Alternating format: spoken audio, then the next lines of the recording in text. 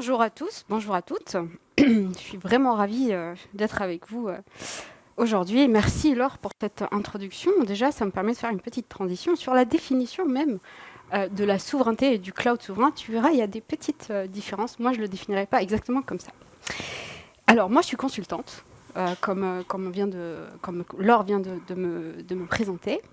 Et en fait, ce qui m'intéresse dans mon métier de consultant, c'est toutes les discussions que j'ai avec mes clients qui sont des administrations, du public, mais aussi des entreprises, du privé, des grands industriels. Et en fait, ce qui les intéresse la plupart du temps, c'est, au-delà de la question philosophique de la souveraineté, c'est mes données, mes traitements, tout ce que j'ai comme asset important, comment je fais pour le protéger. Déjà, y a-t-il un risque? Et puis ensuite, comment je fais pour m'en prémunir? C'est toutes ces questions-là que je vais essayer de balayer dans le temps qui m'est imparti. Alors déjà, je voulais essayer par commencer justement par une définition de la souveraineté. Et en fait, on se rend compte assez rapidement qu'en fonction de la personne, ou en tout cas du profil de la personne à qui on s'adresse, les définitions sont totalement, ou en tout cas, on peut prendre des angles totalement différents. On voit bien que quand on s'adresse à des professeurs en sciences politiques, ou en tout cas à des conseillers d'État qui sont assez proches de la sphère étatique, eh bien, la notion de l'État, elle est bien au centre. C'est-à-dire, voilà, c'est la manière dont l'État va affirmer sa puissance dans un univers virtuel et dématérialisé. Donc on parle bien de puissance étatique. Quand on s'adresse à des acteurs un peu plus, on va dire, du milieu de l'informatique, des cloud providers, ou en tout cas des éditeurs dans l'informatique, par exemple Microsoft. Donc c'était le directeur juridique de Microsoft entre 2016 et 2022, il me semble. Voilà, on voit bien qu'il y a des notions économiques également qui rentrent en jeu. Et on le voit bien, ça n'est pas étonnant qu'on parle d'économie assez rapidement quand on traite la question de la souveraineté, puisque, je pense que je ne l'apprends pas, le marché mondial du cloud est immense. On a dépassé les 500 milliards de dollars en 2022, et en réalité, ça ne fait que augmenter, et ça double, donc on prévoit que ça double dans 4 ans. Donc voilà, on parle de tout ça quand on parle de souveraineté, souveraineté de l'État, donc la puissance de l'État, les assets stratégiques et confidentiels et importants de l'État. On parle d'économie, donc de grande puissance économique. Donc ce que je n'ai pas dit, c'est que les 500 milliards générés sont... il y a un monopole de 4 grandes sociétés états-uniennes, voilà, américaines. Voilà, donc il y a tout ça qui se joue derrière. Et ensuite, quand on s'adresse aux organisations, comme je vous dis, moi je suis très proche de mes clients, la question c'est tout simplement la capacité à protéger ces données, ces traitements, et la liberté absolue d'en disposer quand on en a besoin. Ça, vous allez voir, il y a un lien entre toutes ces définitions-là. Le but de mon talk, c'est de vous mettre le lien entre tout ça. Alors, quand on parle de protéger ces données et ces traitements importants, il y a une notion, c'est une notion défensive par définition. Qu'est-ce que ça veut dire? Ça veut dire protéger, je protège mes données, je protège mon organisation, mais de quel risque, contre qui, et qu'est-ce que je risque exactement? Eh bien, avec l'avènement du cloud, l'avènement du numérique, le digital, toutes ces transformations qu'on a connues ces dernières années, moi, personnellement, je considère que le cloud, c'est une des évolutions majeures que notre industrie ait connue. Je pense qu'on n'a pas connu d'évolution de cette ampleur-là depuis l'avènement du mobile il y a 20-25 années. Et je pense que la prochaine évolution ou révolution majeure, ce sera le quantique. Aujourd'hui, on le voit bien, et je vais l'illustrer après, on n'a pas d'intelligence artificielle, on n'a pas de machine learning si on n'a pas de puissance de calcul qui sont le cloud. Quand on parle de machine learning, quand on parle d'IA, quand on parle d'IA générative, de toutes ces évolutions qui sont immenses et qui sont dans la bouche de tout le monde aujourd'hui, eh bien, on a besoin de données. On traite des données dans nos traitements, c'est indéniable. Qu'est-ce qu'on traite comme type de données? Moi, j'ai tous les jours des clients avec qui je discute, on parle de secrets de fabrication. Typiquement, j'ai des équipementiers et des fabricants d'équipements véhicules, par exemple, qui ont des secrets de fabrication qui sont premier, deuxième, troisième mondiaux aujourd'hui. C'est des assets absolument nécessaires à protéger parce que c'est ce qui fait des industriels, ou en tout cas des organismes qui sont les leaders de leur secteur. Quand je dis leaders, c'est leaders mondiaux ou leaders européens la plupart du temps. On a bien sûr les données sensibles, mais ça, on en a beaucoup parlé avec le RGPD et avec la protection des données de santé, etc. etc. C'est des choses qui sont assez diffusées aujourd'hui. Quand on fait un cas d'usage qui est lié à la manipulation de données personnelles et manipulation de données de santé, globalement, on pense assez facilement à protéger ces données-là. Ce n'est pas quelque chose de nouveau. Les données de santé, bien sûr. Alors, les données de santé, c'est marrant parce qu'elles ajoutent une complexité supplémentaire. Pourquoi ? Parce que ce sont non seulement des données de santé, enfin des données personnelles, pardon, donc des données de citoyens français, européens, mais c'est également des données à caractère particulier. C'est pour ça que les réglementations en termes de données de santé sont complémentaires. C'est-à-dire qu'il y a la réglementation des données personnelles, mais il y a aussi une réglementation spécifique pour les données de santé. Il y a tout un tas d'autres données. Typiquement, je parlais avec des collègues et des clients de Total Energy, par exemple, qui, eux, ils parlent souvent de données qui sont extrêmement rares et extrêmement coûteuses à générer, typiquement les explorations minières ou l'exploration géologique, qui ont eu lieu parfois il y a 20 ans, 30 ans, et qui rendent ces données extrêmement difficiles à avoir aujourd'hui. Et c'est ce qui fait parfois notre avance, ou en tout cas l'avance de la France et l'avance des entreprises françaises dans ces milieux-là, enfin en tout cas dans ces périmètres industriels, et qui seraient aujourd'hui extrêmement compliqués, si ce n'est impossible à recalculer aujourd'hui. Il y a tout un tas d'autres données qui sont sensibles. On peut imaginer les mots de passe, les coffres forts, enfin tout un tas d'autres choses qu'on pourrait imaginer. Tout ça pour dire que tout comme on a pensé à protéger des biens qui sont physiques, vous imaginez bien, il y a 30 ans, 20 ans, on avait des armoires extrêmement protégées, difficiles d'accès, voire on ne sait même pas où sont ces assets qu'on protège physiquement. Aujourd'hui, on a des assets qui sont des biens immatériels, tout aussi complexes et tout aussi importantes à protéger, qui font notre souveraineté aujourd'hui en tant qu'organisation et en tant qu'État, qu'il est important de protéger. Et on le comprend de plus en plus, on avance de plus en plus dans ce domaine-là. Un autre aspect de la souveraineté, après je vais m'arrêter là sur la définition, c'est avoir la capacité, et ça on le comprend de plus en plus aussi avec les contextes géopolitiques qu'on est en train de vivre, c'est aussi la capacité, alors je l'ai exprimé comme ça, avec donc la capacité d'échapper aux pressions extérieures. Ça ne nous a pas échappé que voilà, dans certains conflits qu'on a pu connaître. Donc là, j'ai pris l'exemple des eaux de pêche dans les îles anglo-normandes, où on a eu, il y a eu une crise lors du Brexit. Et en fait, il y a eu, j'aime bien la formulation, on avait agité la menace de coupure temporaire de l'approvisionnement en électricité et en énergie aux îles anglo-normandes. Jusque-là, on se disait non, mais en fait, ça n'arrivera jamais. En fait, en cas de conflit géopolitique, on n'utilisera pas le cloud, on n'utilisera pas d'autres assets comme moyen de pression. Eh bien, l'histoire nous montre de plus en plus que c'est peut-être pas très courant, mais en tout cas, c'est quelque chose qui est plausible et c'est peut-être un risque qu'il faut commencer à prendre en compte. Je disais aussi tout à l'heure que le cloud est pour moi, en tout cas, et ce que je vois avec nos clients, c'est quelque chose qui a permis l'avènement d'énormément d'autres avancées technologiques.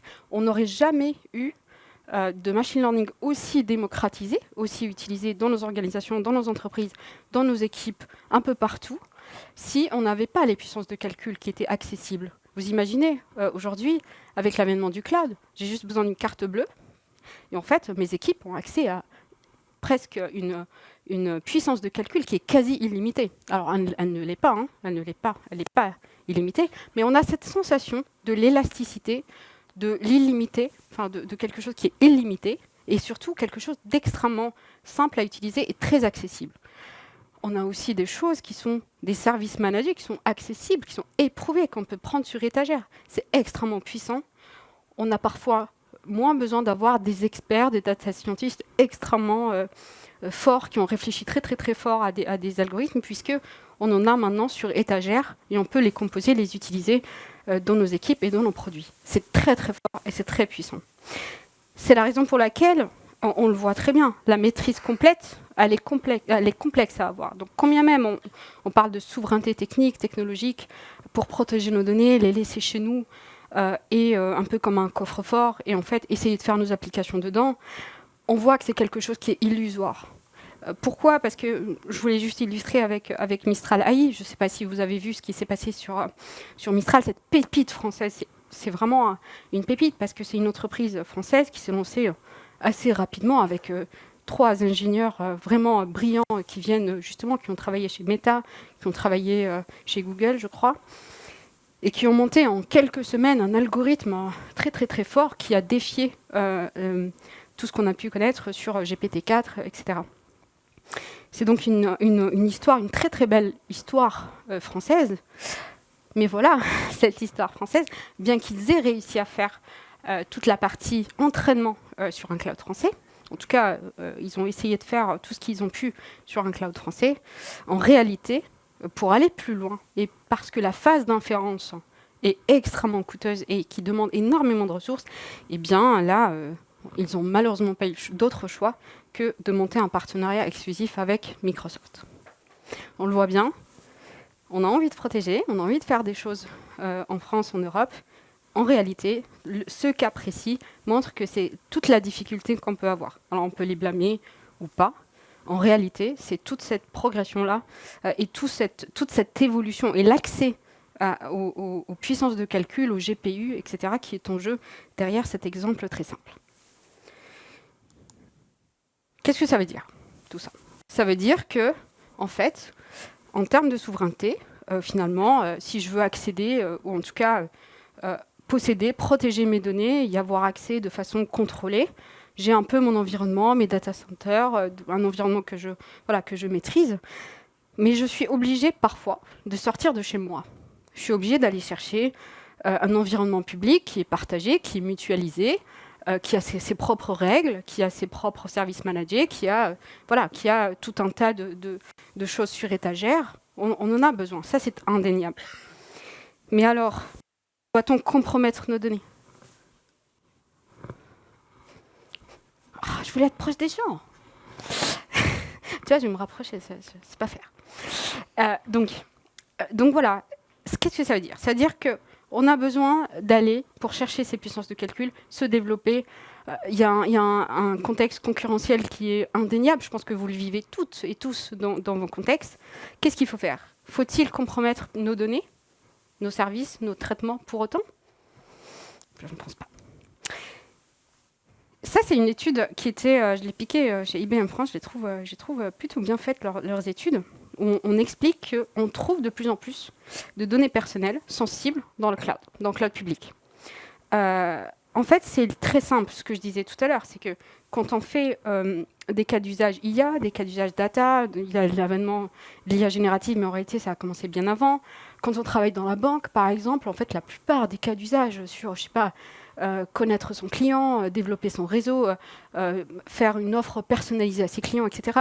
Tout ça, ça manipule des données personnelles, ça manipule des données sensibles. Quand on veut de la valeur, il y a certes tout un tas de données qui ne sont pas sensibles, mais globalement, quand on fait de l'analytique, on essaie de croiser le plus de données possible. Et dans le lot, il y a des données sensibles. Et quand on le voit sur le schéma de gauche, ne vous inquiétez pas, vous n'avez pas besoin de tout lire, mais ce qu'on voit, c'est qu'il y a différentes façons d'utiliser du cloud. Plus on va à droite, plus on va de la valeur, mais plus on délègue des choses au cloud provider. Donc plus on donne nos données et on ouvre des choses, etc. À l'inverse, plus on va à gauche, donc infrastructure as a service, plus on a du contrôle sur ce qu'on est en train de faire, mais en réalité, on a moins de valeur. Donc voilà, c'est un fait. On trouve des données aujourd'hui sensibles, des données personnelles qui sont sur le cloud. Voilà, soit parce que on ne comprend pas les risques, soit parce qu'on n'a pas le choix, parce que compétitivité, etc. etc. C'est là que rentre le chiffrement. Le chiffrement, c'est une notion qui est vieille comme le monde. Je ne vous l'apprends pas, j'espère. Il faut que je m'éloigne un peu, parce que ça va être dur. Donc, le chiffrement, qui est une notion assez séduisante, parce que c'est la notion de protéger les données, les rendre illisible, en tout cas difficilement accessible pour des acteurs malveillants ou en tout cas pour n'importe qui aurait besoin d'y accéder, par exemple dans un espace qui n'est pas chez nous, qui est par exemple le cloud public. Donc c'est là que rentre cette notion-là et on doit avouer que c'est assez séduisant. Alors, quelques mots sur le chiffrement. Donc, ne vous inquiétez pas, je ne vais pas vous faire un cours sur le chiffrement, sur Alice et Bob. Tout le monde est traumatisé par ces cours, peut-être, d'informatique, Alice et Bob qui s'envoient des textes, clés publiques, clés privées, ça. Ne vous inquiétez pas, je ne vais pas aller là-dedans. Parce que moi aussi, j'étais traumatisée.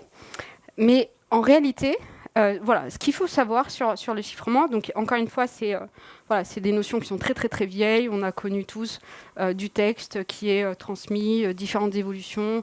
Au début, on prenait un texte, on changeait juste une lettre, on faisait des commutations de lettres. Ensuite, on a évolué dans ces techniques-là. Et aujourd'hui, on a du chiffrement qu'on appelle moderne, avec des algorithmes symétriques quand on a la même clé qui sert à chiffrer et à déchiffrer le même message.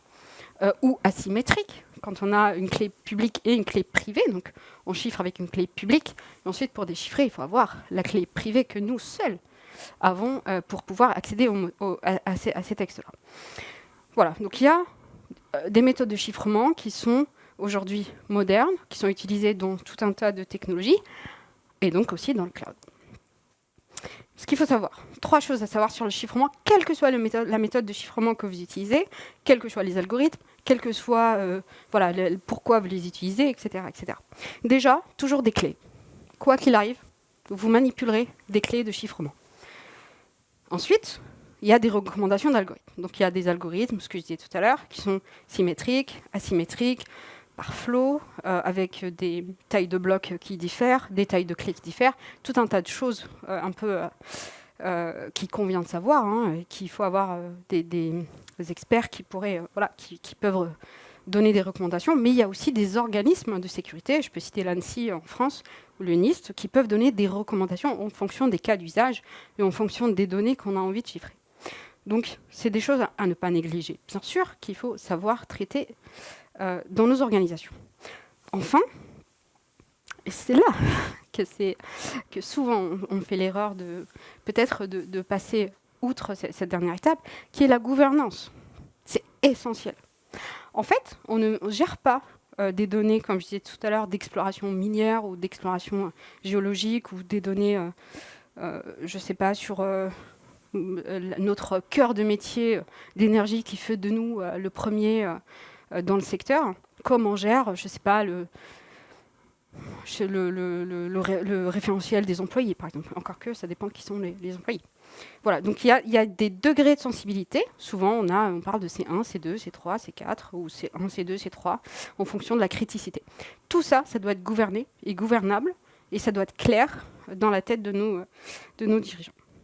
Pourquoi je dis ça ? Je dis ça parce que j'étais tombée sur une anecdote assez intéressante d'une avocate qui intervient assez souvent dans des procès de données qui ont été dérobées d'entreprises qui se disent victimes de vol de données. Et en fait, souvent, elle explique qu'il n'y a pas besoin de faire grand-chose pour voler les données. C'est comme si on avait une armoire qui était posée ici et il n'y a pas de clé, quoi. Il suffit de passer, ouvrir l'armoire et prendre les données. Voilà. Et elle fait l'analogie avec, je sais pas, il y a 20 ans, 30 ans, on avait des données, des classeurs qui étaient là, imprimés. Et bien évidemment, on ne les laissait pas dans une armoire comme ça, sans protection. Et bien le cloud, c'est une armoire virtuelle. C'est une armoire virtuelle, ni plus ni moins. Donc voilà, donc ça, il faut le garder en tête. Donc ça, c'est des choses qu'il faut savoir gérer quand on va dans le cloud, ou pas d'ailleurs. Donc c'est vraiment les notions de base du chiffrement. Dans le cloud, quand on gère les données, il y a 2 façons de faire. La première, c'est, comme continuent à le faire des acteurs bancaires, par exemple, qui ont toujours géré leurs clés eux-mêmes. Donc on se prend un boîtier HSM qui va générer nos clés, etc., etc. On le gère nous-mêmes. C'est très sensible. Il faut s'y connaître, il faut avoir des équipes sécurité qui sont rompues à l'exercice et des boîtiers extrêmement sensibles, à la lumière, par exemple. Et comprenez bien que si on perd son boîtier HSM, en fait, on perd toutes ses clés d'accès. Donc ça, c'est quand même... Ça devient de plus en plus rare. On externalise de plus en plus ces clés de chiffrement. On utilise ce qu'on appelle des key management systems, donc des logiciels qui nous aident à gérer ces clés d'authentification. Et parfois, on les externalise. On les externalise pour tout un tas de raisons. Soit parce que c'est assez compliqué, soit parce que c'est coûteux, parce que voilà. J'ai pris quelques exemples de ce que des cloud providers pourraient offrir aujourd'hui. Parce qu'aujourd'hui, c'est avancé comme étant une fonctionnalité importante de protection des données dans le cloud.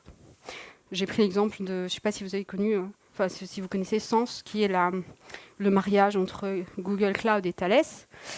Et la première, en tout cas dans la première version de ce mariage qui s'appelle Contrôle locaux, la première fonctionnalité qui est proposée, c'est externaliser vos clés de chiffrement et vous aurez, ce ne sera pas géré par Google, ce sera géré par Thales. Thales, dans la tête de tout le monde, effectivement, c'est un expert en cybersécurité et c'est un acteur de confiance, en tout cas en France. Ça, c'est un exemple d'externalisation et de gestion externalisée de clés dans le cloud. On retrouve la même idée. Microsoft Cloud, là, je crois que c'était Proximus, donc en Belgique, donc pareil, la même chose. Microsoft, qui est un acteur américain, on peut utiliser Azure, mais on externalise et on gère ces clés de chiffrement avec un acteur local de confiance, en l'occurrence Proximus ici. Bon, voilà, je ne vais pas vous faire mon appareil Oracle qui s'allie à Thales, etc., etc.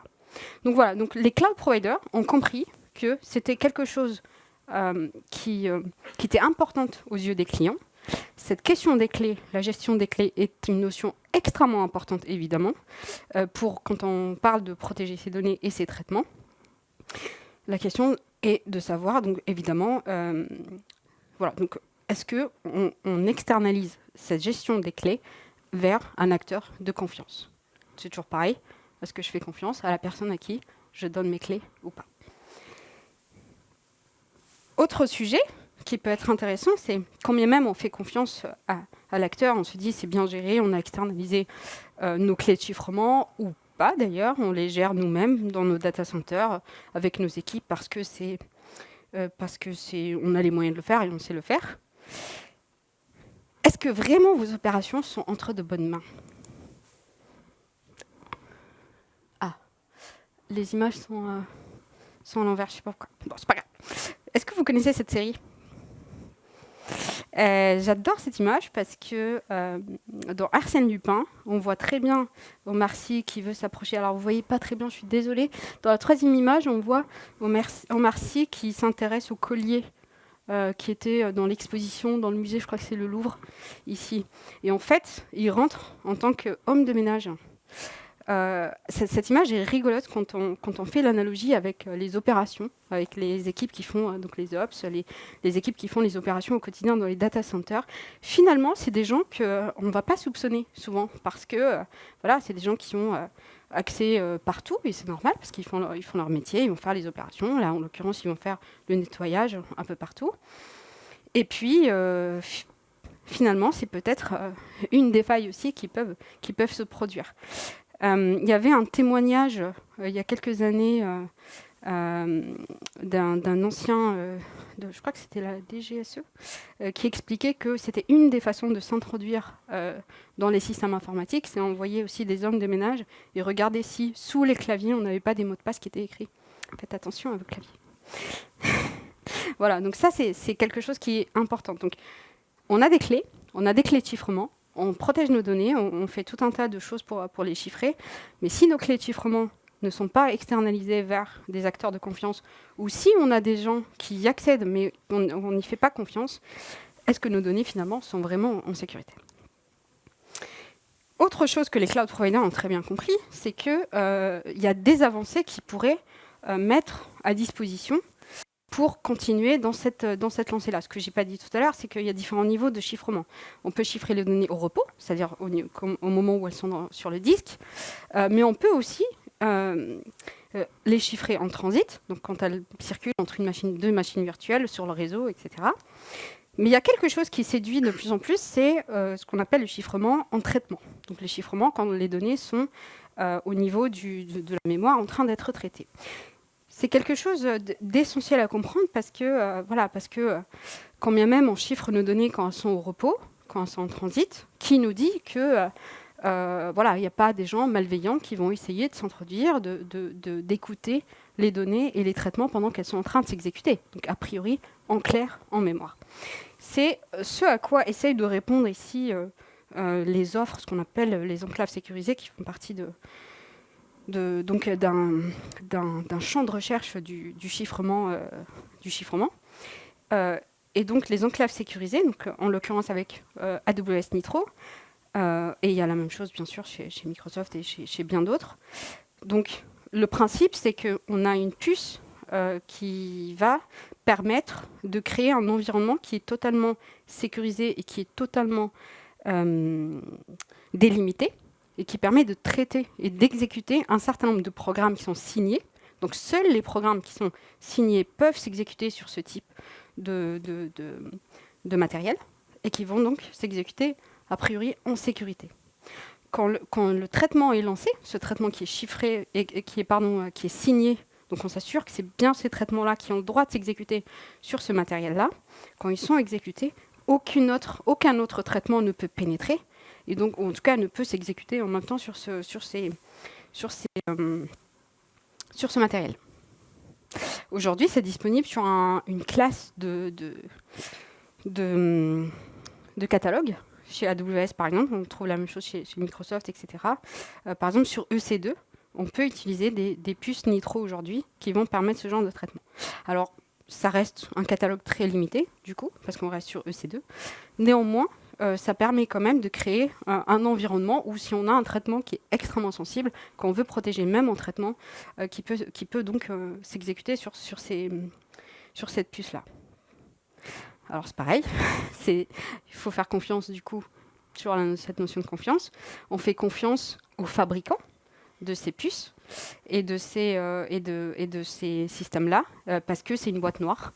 Et donc on est obligé de faire confiance à ce qu'on nous dit la vérité sur cette puce-là ou pas. En tout cas, c'est une question qu'on peut se poser. Ensuite, encore un cran plus loin, c'est donc toujours dans cette idée de chiffrement en traitement, en tout cas les données sensibles et les traitements sensibles qui seraient traités sans qu'on soit obligé de les déchiffrer, c'est ce qu'on appelle la promesse de ce qu'on appelle le chiffrement homomorphique. Donc le principe est très simple, on prend deux données, donc là on a 3 et 5, on les chiffre avec une certaine méthode. On fait un traitement 3 plus 5 sur des données chiffrées. Le principe, c'est que le résultat qui est chiffré, une fois déchiffré, donne le résultat correct. Donc 3 plus 5, c'est 8. Ça, c'est ce qu'on appelle la promesse du chiffrement homomorphique. Il y a énormément de recherches aujourd'hui qui sont faites. On avance sur le sujet. IBM font pas mal d'études et font pas mal d'investissements, notamment sur ce sujet. Ce n'est pas les seuls.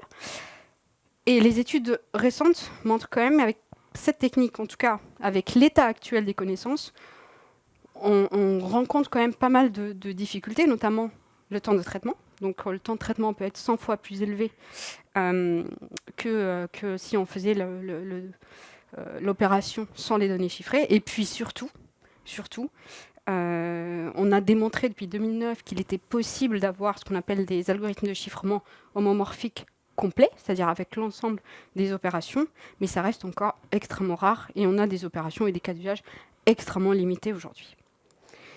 Le vrai problème avec ça, c'est que ces chiffrements homomorphiques ne sont même pas encore complètement, en tout cas, utilisables et grand public et complètement disponibles, qu'on arrive déjà, malheureusement, à les hacker. Donc, ils ne sont même pas encore complètement sortis, qu'ils sont peut-être morts dans l'œuf. Voilà, en tout cas, c'est ce que cette étude récente nous montre, c'est que l'attaque est théoriquement efficace, pratique, et surtout avec un temps d'exécution extrêmement modeste. Dommage, c'était bien, la promesse était belle. Et puis, je voulais terminer là-dessus, sur ces questions de chiffrement. Bien sûr, je ne peux pas parler de chiffrement sans parler de quantique. Je pense qu'on se pose tous la question, l'ordinateur quantique, quand il arrivera, qu'est-ce qu'il fera, qu'est-ce qui se passera, est-ce qu'il pourra déchiffrer, ou en tout cas, est-ce qu'il pourra casser toutes les clés de chiffrement aussi rapidement, très très rapidement, en quelques secondes. En fait, on ne sait pas. On sait pas. Ce qui est sûr, c'est que un pattern de hacking, ou en tout cas de vol de données, est très connu, qui s'appelle le Collect Now, Decrypt Later. Qu'est-ce que ça veut dire ? Ça veut dire qu'il y a tout un tas de données qui pourraient être collectées maintenant, peut-être sur les disques durs, peut-être sur le réseau, peut-être en cours de traitement, etc. On les collecte, on les garde gentiment, parce qu'aujourd'hui, on ne sait pas les déchiffrer. Mais qui sait, peut-être dans 5 ans, peut-être dans 10 ans, on saura les déchiffrer et peut-être qu'on découvrira des choses. Ça, c'est un rapport, enfin, c'est un article que j'ai trouvé hyper intéressant, qui décrit l'opération du FBI qui a réussi à déchiffrer, je ne sais plus, je crois que c'était 20 ans plus tard, et d'identifier 206 agents impliqués dans des affaires d'espionnage, dont certains qui n'étaient pas encore connus. Donc c'est vraiment ça qui s'est passé. Ils ont eu accès à des données chiffrées à un instant T, ils les ont gardées soigneusement et précieusement dans un endroit, et puis les technologies de chiffrement ont avancé, et puis ils ont réussi à les déchiffrer, et donc à découvrir des informations qu'ils ne connaissaient pas auparavant.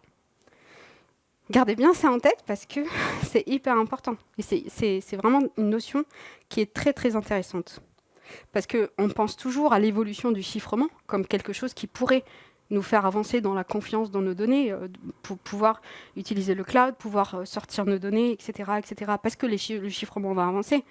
Mais en fait, plus on avance dans le chiffrement, plus on avance aussi dans le déchiffrement. Il faut le garder en tête. Qu'est-ce qu'on pense l'ANSSI et le NIST ? Donc, c'est les organismes de sécurité qui font un peu référence aujourd'hui en France et aux États-Unis. Eh bien, ils sont très clairs là-dessus. Ils disent que même si nous n'avons pas d'ordinateur quantique aujourd'hui, à date, qui soit fonctionnel, qui soit accessible, qui soit complètement mis sur le marché, qui soit mainstream, entre guillemets, est-ce que vous êtes à l'aise avec l'idée que vos données et vos traitements que vous avez aujourd'hui, que vous avez peut-être mis sur le cloud, que vous avez mis peut-être dans des environnements externes, soit déchiffrés dans 3 ans, dans 5 ans, dans 10 ans.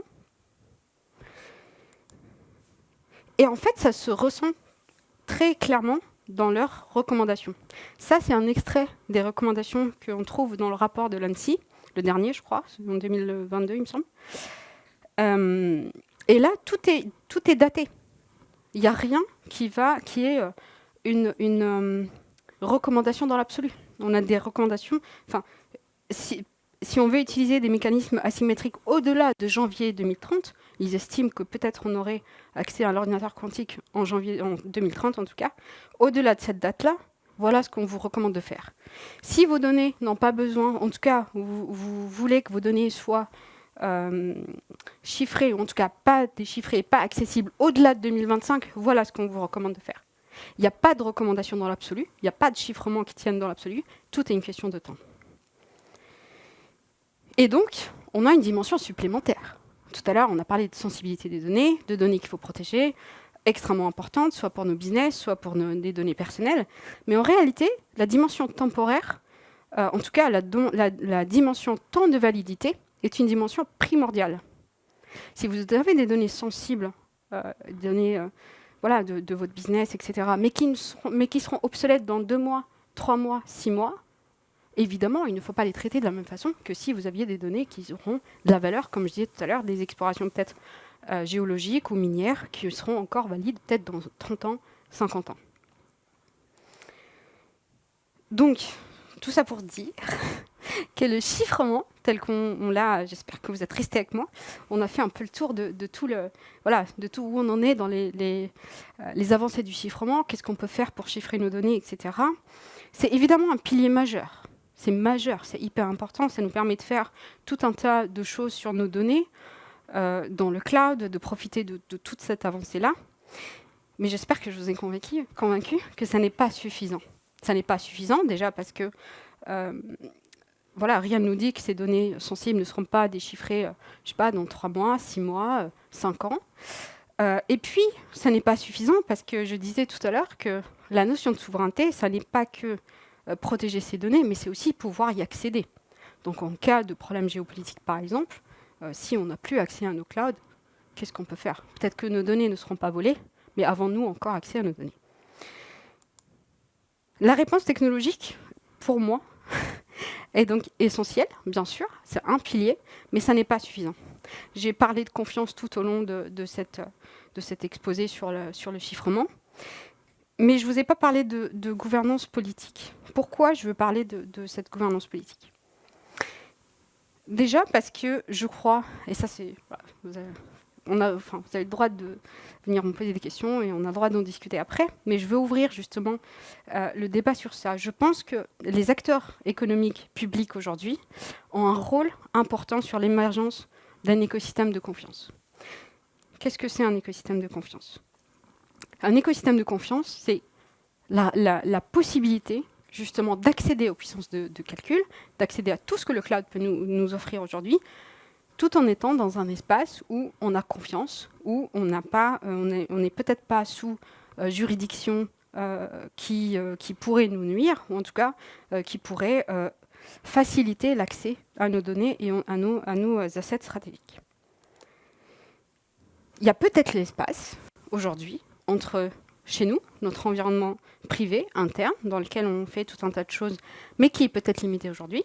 L'environnement public, qui est nécessaire, je n'oppose absolument pas les deux, qui est nécessaire, dans lequel on peut faire tout un tas de choses sur tout un tas de données, peut-être qui sont obsolètes, peut-être qui sont moins sensibles, dans lequel il y a énormément de choses à aller chercher, des services managés qui sont disponibles sur étagère, etc., etc.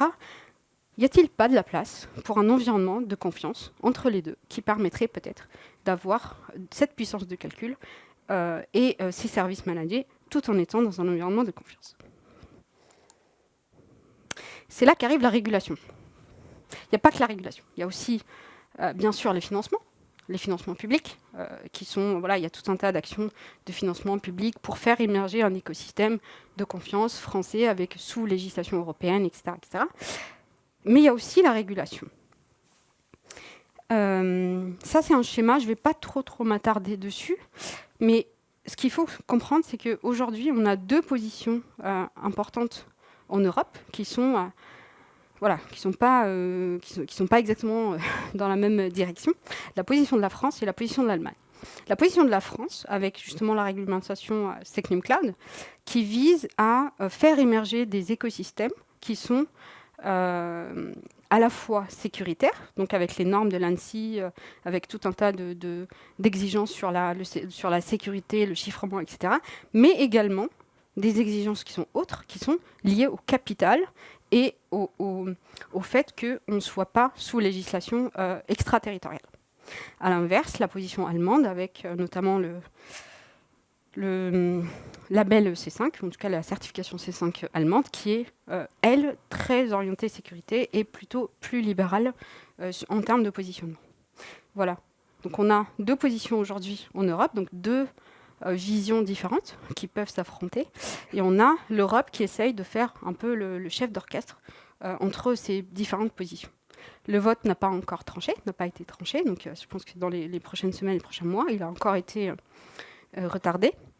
Mais voilà, il y a quelque chose d'assez important qui se joue aujourd'hui en Europe sur le fait de faire émerger donc faire émerger des acteurs économiques et des acteurs de cloud souverains ou en tout cas de confiance en France et en Europe. Mais tout cela dépendra évidemment de quelle position, en tout cas quelle vision de ces écosystèmes-là on va réussir à faire émerger en Europe. Bon, je ne vais pas m'attarder là-dessus. Ça, c'était une citation du SIGREF qui, évidemment, explique la position française en disant que ce serait vraiment quelque chose d'illusoire. Et en tout cas, ce serait dommage que si nos organisations publiques et privées n'avaient pas d'écosystème de confiance qui soit disponible. Et du coup, on se couperait de bénéfices économiques et technologiques. Peut-être, du coup, cette question de régulation est évidemment contraignante, mais il y a peut-être aussi des opportunités ici à faire émerger des acteurs de confiance et que ça se fait peut-être par la régulation avec un régulateur donc au niveau des forces publiques, mais également par les organisations, parce qu'on le voit très bien, il n'y aura pas de contraintes, il n'y aura pas de verbalisation si la masse du marché, entre guillemets, si la plupart des organisations ne basculent pas vers un cloud de confiance. On l'a vu très bien dans le RGPD. Voilà, on n'a pas eu de verbalisation tout de suite. Il a fallu attendre que la majorité des acteurs fassent l'exercice d'être compatible avec le RGPD, parce que l'objectif, évidemment, et je vais citer la théorie de la régulation, l'objectif n'est pas de ruiner, en tout cas de faire du mal à nos acteurs économiques. Voilà, c'est aussi, je vais terminer là-dessus, c'est aussi une notion qu'on connaît beaucoup dans la théorie des jeux, donc, ou l'équilibre de Nash. Donc voilà, on est dans une situation où on est tous des joueurs, on joue tous, on peut décider de notre propre choix et des résultats qu'on va obtenir, mais le résultat global dépend des choix de tous, et on arrivera à avoir quelque chose de cohérent au global que si on fait tous un choix coordonné, et c'est là que la régulation peut entrer en jeu. Voilà. Merci beaucoup.